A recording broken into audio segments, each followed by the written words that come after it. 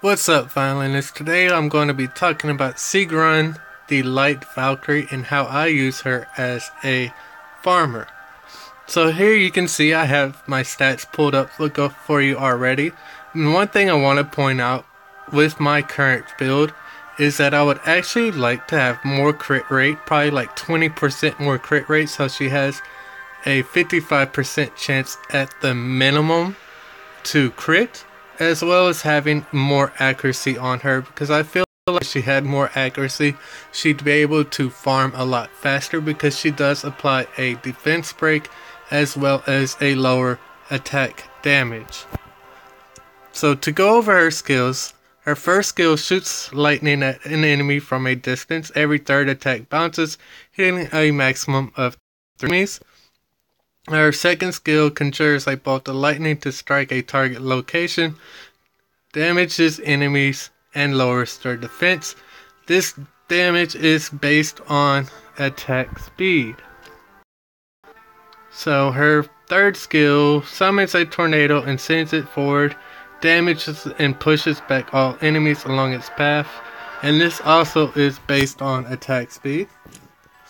Then her ultimate, which is probably what makes her, in my ideal, a very good farmer, is Thunderstorm. It imbues herself with the power of the storm and periodically shocks nearby enemies.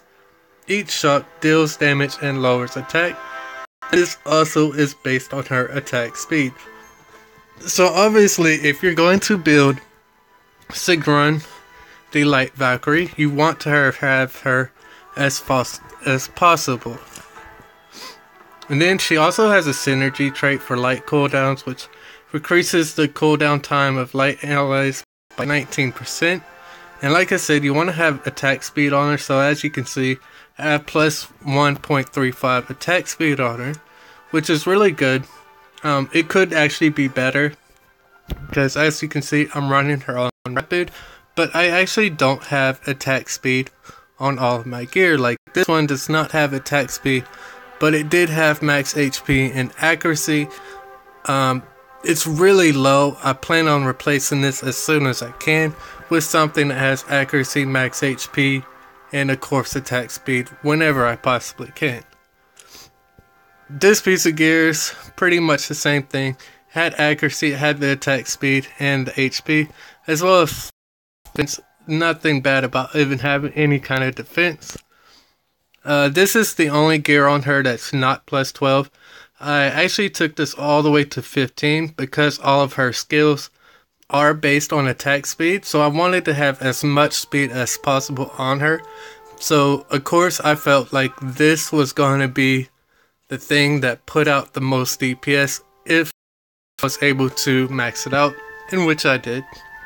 I do want to replace it because it's really not that great of a gear. It only has like 15% max HP, that's in accuracy. It could be a lot better, but it could also be a lot worse. Then I have attack here. Again, I was looking for max HP and attack speed. And then we got this attack speed as well. It did have crit damage, which was also pretty nice. This just had max HP. I didn't really have any other glove to go here except for this one, and it was kind of the same thing, except it didn't have attack speed. And I was like, okay, you know, pretty much the same glove, because it's got crit rate on both of them. And so I was like, yeah, I'll just go with this one. And it just happened to roll the way it did. But overall, it's really not that great of a gear. So to go into where I have taken her, I want to first point out that my first farmer was actually Crude, the Water Berserker. And I was able to take him here to 110 or 310 legendary. And he did it in about a minute 40 to 2 minutes.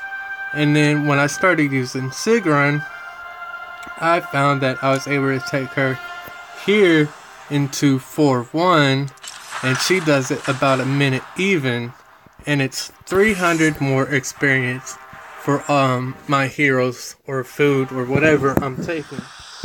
So definitely she's a lot faster. She's currently my top DPS in raids as well. She does on average about 300 to 400k a raid, and the people next to her. Oh my god, I forgot that shit. Sorry about that. But yes, but in raid she does about 300 to 400k damage, and the person next to her would probably be my Hufei, who does on average about 230, I would say. So even as a DPSer, she's just amazing. And you can see she's just flying through these waves, especially when she pulls out her ult. It just destroys everything. And that's what I like about Sigrun. Like, her ult is pretty much like ongoing.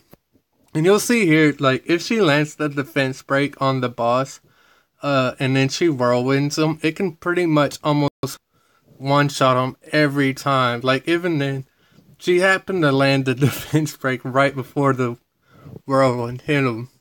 But 57 seconds on that run is really not bad for the experience that I'm getting.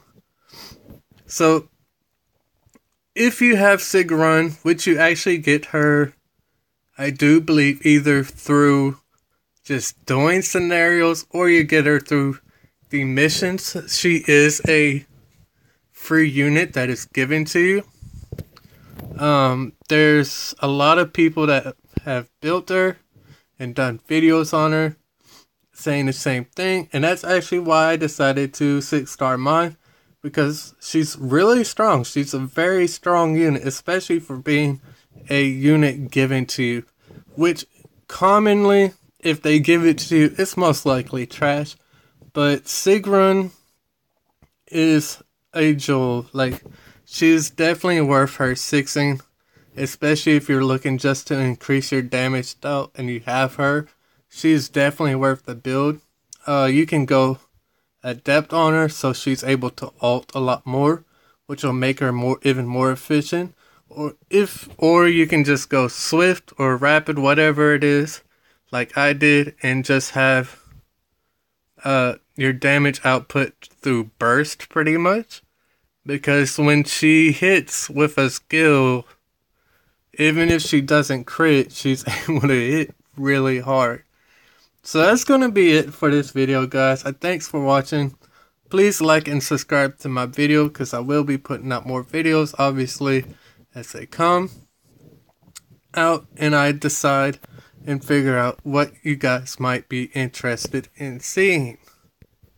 So before I end this, I actually want to show the battle report. So there you see it. 296,000 damage in a little over a minute. It was a minute 15 run. So that's it, guys. Like I said, thanks for watching, and I shall see you in the next video.